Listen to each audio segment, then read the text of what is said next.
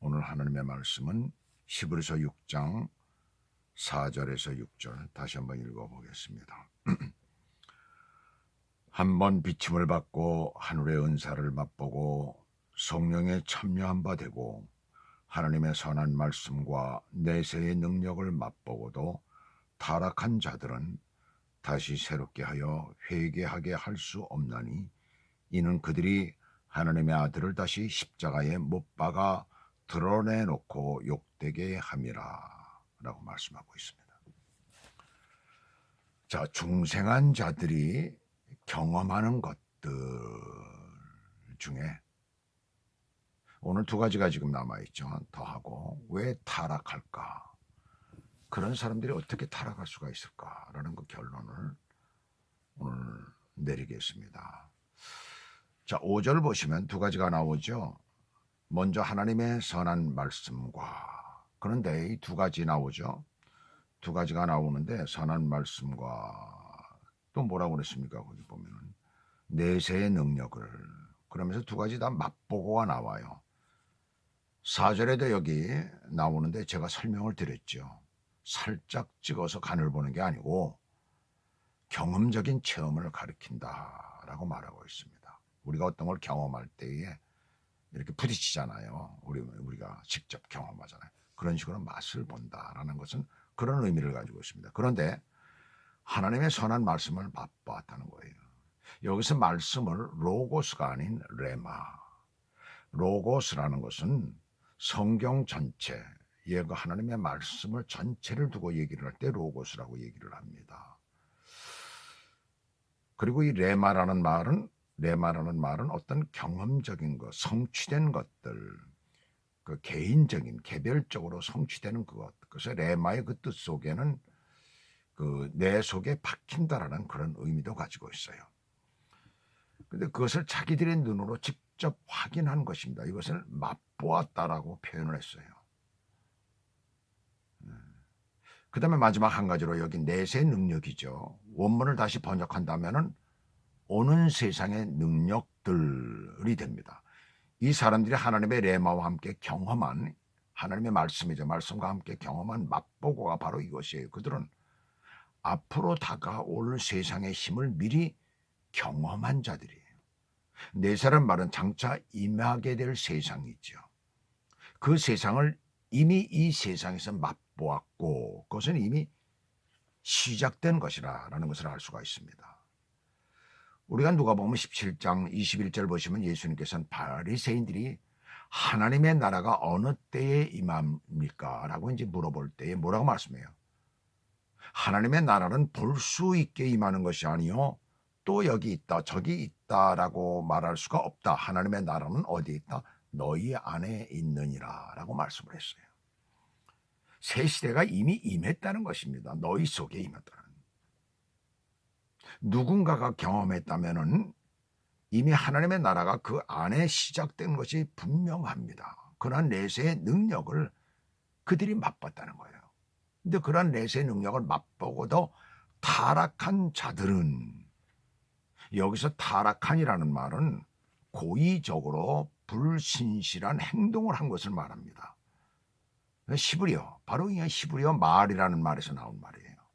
고의적으로 저지른 것을 말하고 있죠. 말이라는 말인데 의식적인 배신 행위, 또 어떤 종교적인 그런 어떤 법이 있는데 그것을 위반하는 것들, 그런 것들을 가리켜서 이렇게 쓰였어요. 말하자면 하나님의 권위에 대한 의도적인 도전이 되는 것입니다. 이러한 타락한 자들은 다시 새롭게 하여서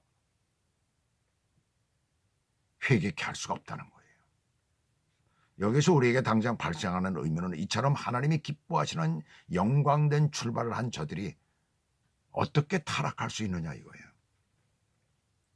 우리는 어제 드린 말씀 가운데서 성령의 임재를 체험한 자들의 그 타락의 근거에서 세 가지를 들었습니다.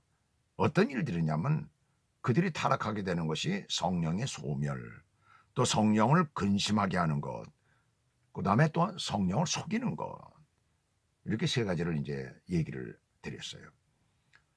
이것이 어떤 과정과 언제 이런 일이 일어나느냐예요. 그런데 그 힌트가 제5장에서부터 나오고 있습니다. 영적 어린아이에 대한 얘기에서부터 시작이 되고 있잖아요. 성경에서는 자주 이 영적인 출생과 성장을 설명하는데 이것은 인간의 육적 출생과 또한 성장을 비유로 설명을 하고 있어요.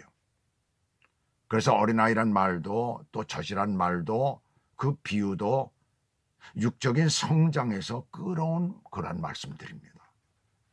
만일 영적인 생명을 육적인 생명과 같은 방식으로 우리가 설명할 수 있다면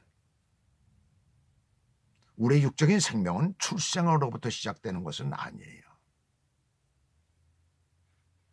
왜 기독교에서 낙태 반대 같은 캠페인을 벌일까요? 육적인 생명은 어디서부터 시작된다고 생각합니까? 임신에서부터 시작이 되죠.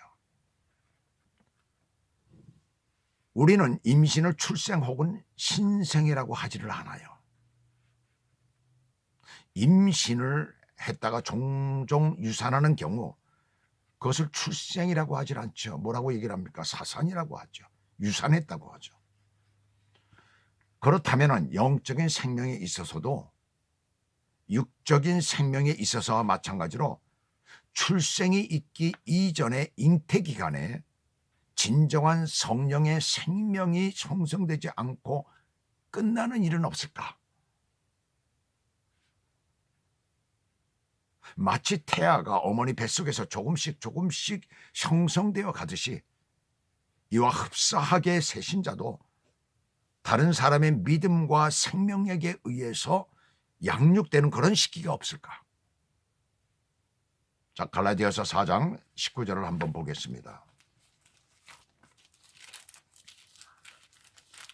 나의 자녀들아 너희 속에 그리스도의 형상을 이루기까지 다시 너희를 위하여 해산하는 수고를 아니하노니 그랬어요. 해산하는 수고를 아니가 아니라 해산하는 수고를 하노니 그랬습니다. 해산하는 수고를 한다라고 그랬어요. 같은 의미로 말했을 것입니다. 사도 바울도 같은 의미로 말했을 것이에요. 왜 해산하는 수고를 하겠어요? 그렇잖아요. 그렇다면 말씀과 믿음이 처음 만나는 그때가 위기의 순간은 아니라는 얘기죠.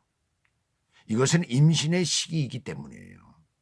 결정적 위기의 순간은 한 개인이 자신의 뜻과 욕망에 반대되는 주님의 뜻에 스스로를 희생하고 순종할 것을 요청받았을 때입니다. 다시 말하면 주님께서 믿음이 시작된 한 개인에게 이렇게 하라 저렇게 하라 또는 이렇게 살아라 저렇게 살아라 등등 요구하시는 삶과 지시하는 것이 있는데 이것이 그의 욕구와 목적에 반대되고 자신의 계획과 어떤 설계에 어긋났을 때 바로 그때입니다. 그때가 바로 출생 순간이라고 할 수가 있는 것이죠.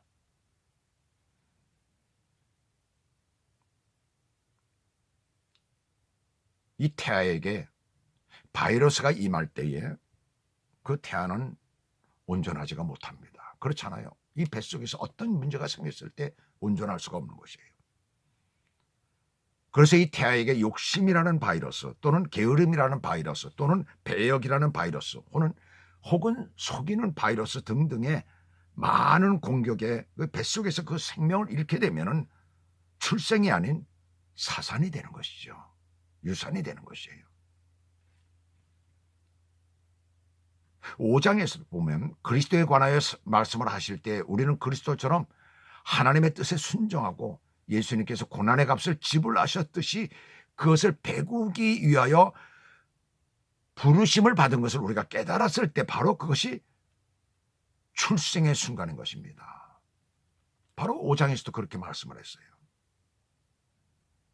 마태복음 16장 24절에 보시면 아무든지 나를 따라오려거든 자기를 부인하고 자기 십자가를 지고 나를 따를 것이다 라고 말씀을 하셨어요.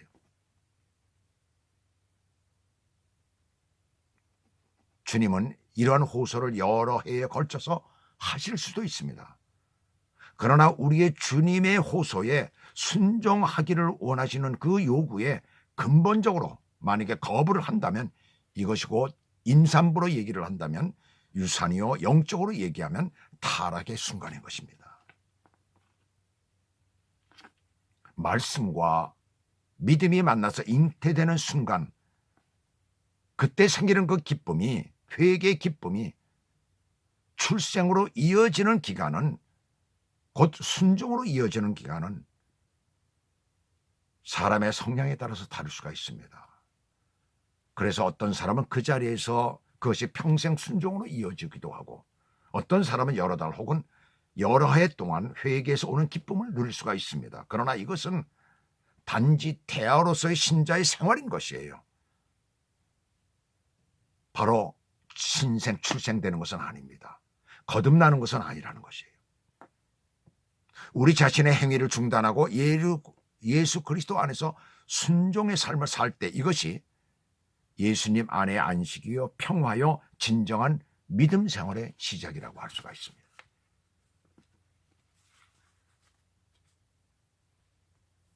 그래서 말씀을 만나는 순간이 아닌 예수 그리스도 안에서 순종,